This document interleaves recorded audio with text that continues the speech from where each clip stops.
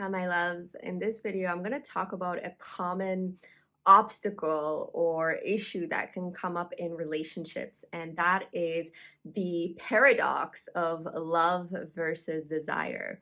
And something I hear on a regular basis from both men and women is this question of how come I love him or her, but I don't desire them anymore? And when that question comes up in your relationship, you may have been on either side of it, either being in love with someone, being in a relationship with someone, but just not feeling that desire towards them anymore. Or you may have been on the receiving end where you were in a relationship and your partner started slowly losing their desire for you. And no matter which side you've been on, you can probably relate to the fact that it can be a very difficult and challenging thing to navigate. And it can be really confusing because in our society, we kind of assume that if we love someone, if we're in a healthy relationship, everything else should just fall into place, and desire and your sex life being one of them.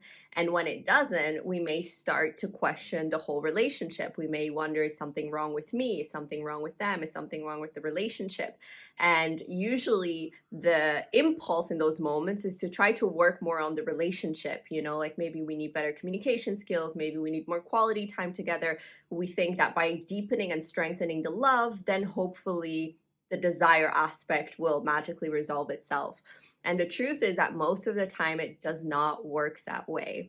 And the reason for that is that love and desire require different ingredients. And paradoxically, what tends to lead to deep love can diminish desire and vice versa. And the reason for that is that love generally comes with a sense of merging, right? When we fall in love, it's this process of deeply getting to know our partner and feeling like we're one with our partner. There's that sense of merging, of security, of safety, of commitment. Now, desire, on the other hand, fuels and flourishes in the mystery, in the unknown, in this sense of differentiation where there's still that sense of, ooh, like there is this other person that I get to go and explore with.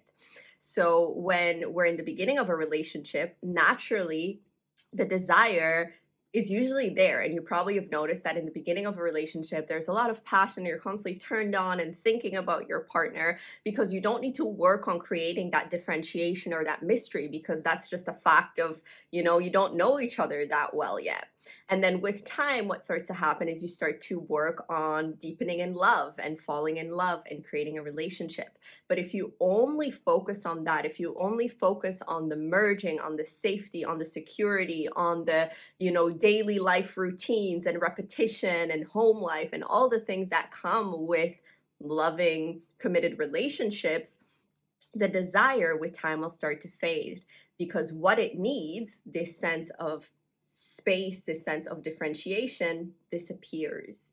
And then when we get to this place where we don't have desire anymore, but we're in love with our partner and we want to fix it, and we try to get deeper into this merging and love, it's actually counterproductive. What we want to do if we want to have both is we need to consciously nourish both of these dimensions of our being.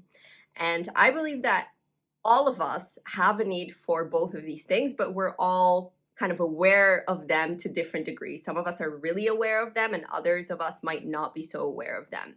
But we have this part of us that has a need for merging, for security, for safety, for deeply falling in love with someone, for familiarity. And we have this part of us that seeks adventure, the unknown, that thrill of life, that excitement, passion, desire. We have both of these needs. And what happens when we get in relationship and one of these needs, in this scenario, the desire, isn't being fulfilled, chances are we're going to start to feel like something is wrong with the relationship because there's a part of us that isn't being satisfied. And the truth of the matter is, if we're being really blunt, is that it's only recently, in recent history, that we expect to have both of these needs fulfilled by one person. Because when we look back at history, we can judge it all we want, but what used to happen was that marriage was just for the sake of convenience and security. It wasn't, because of passionate romance. It was just to create that sense of security and safety. And then the need for desire and sexual passion was something that people would seek outside of the relationship through mistresses and lovers. So people had different people in their lives that were fulfilling different needs. But today, the modern day fairy tale, what we expect from relationships is for all of those parts of us to be fulfilled with one person. And a lot of people are not really happy if they need to compromise on one or the other. And the good news is that you can have both of them. However, it does take conscious effort, because if you just let time take its toll and if you just like go with the flow, what tends to happen is that you will start with desire, and with time, the desire will fade and you will just have a sense of safety and familiarity. So, in order to have both, we need to consciously nurture both of these aspects in the relationship, which can be a bit paradoxical because in many ways they require opposite ingredients, right? Like this love needs more merging and safety and familiarity, whereas desire needs spontaneity and adventure and differentiation.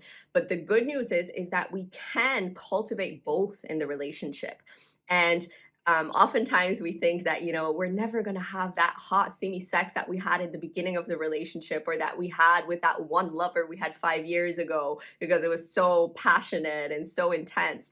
But the truth is that once we learn how to have both deep love while still keeping that sense of desire and longing alive, that is so much more powerful, because you can go much deeper in your lovemaking. You can go much deeper into exploring the erotic together when you have that sense of safety, because it actually allows you to really let go and open up.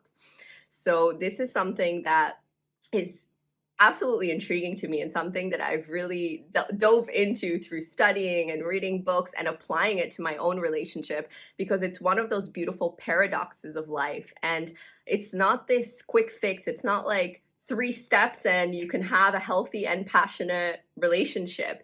It's really dancing with a paradox of life and becoming very artful in knowing which dimension should be fueled in order to have both of these areas of your relationship thriving.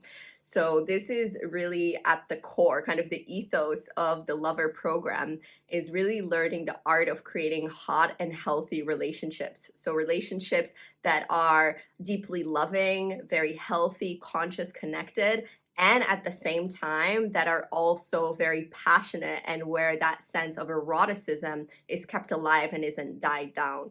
So, if this is something that you are currently struggling with, or if it's something that you've noticed happening in your past relationships, no matter which side you've been on the side that lost the desire or on the side that didn't feel desired by their partner, definitely check out this program, because it's something that we'll be exploring in great depths.